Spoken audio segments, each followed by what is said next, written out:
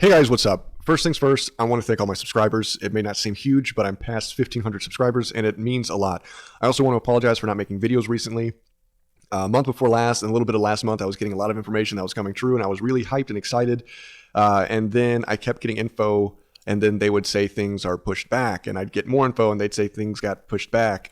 And so I just stopped and I waited, and sure enough, things changed again, and they just said that they weren't really sure what was going on anymore. So I just stopped talking to people because I thought that was going to be bad for my channel in the long run. If I just kept posting stuff, that was going to change regardless. It really put me in a bad mood. So I decided to just wait until something relative to COD 2020 came out, and I stopped texting or communicating to any of my sources except for one. And we really don't talk about COD much anymore. We usually just communicate casually, which has been nice. It's been a nice kind of a break. So again, I want to apologize. I hope you guys understand. But with that out of the way, let's get right into the video. So today I want to talk about a tease for COD 2020 and what to expect in the upcoming COD, possible changes, fixes, coming to the future of Call of Duty, what exactly they are, and why things were kind of broken or changed in the first place and need to be fixed, and why I believe this has truly been the plan for the trajectory of Call of Duty for the next few years. Main two topics are going to be matchmaking and the minimap. Now, Modern Warfare 2019 brought in some great changes. You could edit a class in game. There was cross-platform. There was the weaponsmith, which is the deepest customization to weapons attachments we've seen thus far in Call of Duty. But at the same time, they wanted this COD to be new and fresh for a new era of Call of Duty, which meant catering to a lot of new people.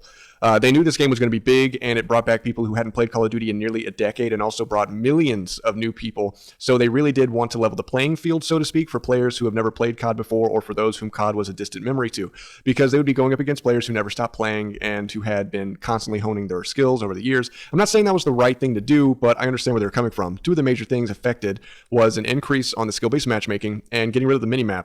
And when we played in LA, there was no minimap whatsoever, and it was okay. We adjusted, and it actually kind of worked, but then after a while of playing, and especially on bigger game modes, we realized there really needs to be something. During the beta, we all gave feedback and complained. I know I complained, and we were given a minimap that was blank with a map and had nothing on it, and then we complained some more and got a minimap that had your teammates on it, but it didn't show the red dots of nearby enemies firing their weapons. They just added this compass scroll that gives you a vague direction to go in, not knowing how deep in the map the red dot actually is. And if you're wearing headphones, that red dot on your compass is pretty redundant because you can just hear that it's coming from that general direction anyways. But it also made certain things almost pointless, such as suppressors that don't really change the stats on your weapon, because the main purpose of those in Call of Duty would be to erase your red dot from an enemy minimap when you fire your weapon. And the decoy grenades, which are most effective when you have a minimap and people see where the decoy grenade is, instead of just hearing this annoying popping sound off in the distance. It made those things almost purposeless. But again, it was to even the playing field for those who are new or haven't played COD in years, versus people who have already mastered utilizing classic minimap and such. Of course, in doing so, it made camping a lot easier for new people, which was obviously kind of intended, but it ended up making the overall meta much slower.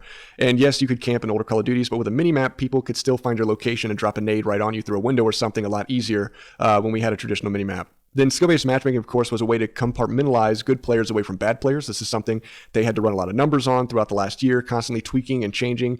It as more and more feedback comes through, the more and more they actually end up toning it down or nerfing it, if you will, with other alterations to its function. And I actually found this out in the last month. Apparently, they're moving more towards lobby balancing and continuing to turn down the more direct form of skill-based matchmaking. Lobby balancing, for those who don't know, basically means you get a random lobby of people. You put the two best on opposing teams, the two second best on opposing teams, and so on until you have an even matchup with very diverse player sets on each team. This keeps your chances of winning closer to 50-50, like with the skill-based matchmaking, the more direct version of it that we've been experiencing.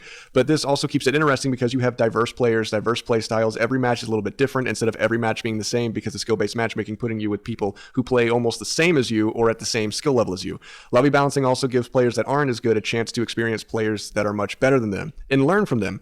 If bad players are only playing against other bad players, the odds are they're never going to see the tactics that they could learn to make themselves better. They're never going to interact with somebody who knows something that they don't. They're only going to be playing against other bad players, and that's not how you learn. That's not how you increase your skill and grow at the game. But with lobby balancing, having two diverse teams that are just matched up, you can. And I'm all for it. We've had lobby balancing in the past, and you do end up with very diverse lobbies and matches.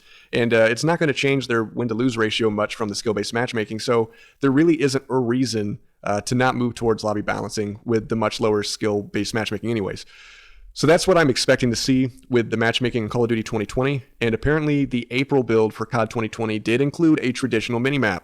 And the reason behind some of these changes may seem confusing when the last COD was very geared towards new players, but it makes sense when you consider Call of Duty 2019 put Call of Duty back on top. They sold over 30 million copies, which puts them up there with Black Ops 1 and Modern Warfare 3, which was the height of the COD franchise as far as sales and player count goes.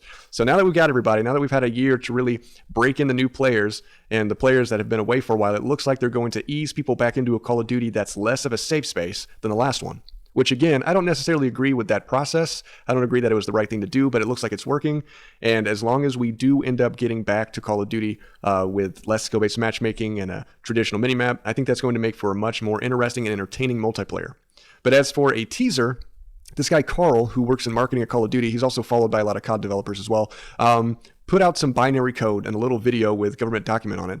The code says classified intel, basically. And then he tweets another code that said forget.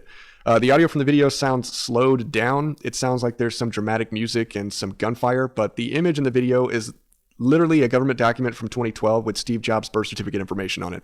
I know it's super weird, but it obviously has nothing to do with the game necessarily. He probably just picked it because it looks Black Ops-ish and it had the year 1955, which is when the Warsaw Pact was founded, which really kicked off the Cold War on May 14th, no less. Wink, wink, nudge, nudge. Not to mention Steve Jobs' birthday, February 24th, 1955, was also a significant date for the Cold War with the founding of the Baghdad Pact. So the dates are probably relative to the game, but it's safe to say the image wasn't pulled out of the game itself. Sorry. And I'll make another video going into more significant dates related to the Cold War coming up within the next month and this month as possible dates for teasers and Easter eggs. But anyways, he goes on to tweet, "It's mostly meaningless. Have fun with it. It's a really great time to be a COD fan, and I hope you're all as excited as I am. Talk soon." So we're obviously getting something soon if the guy from marketing is saying so.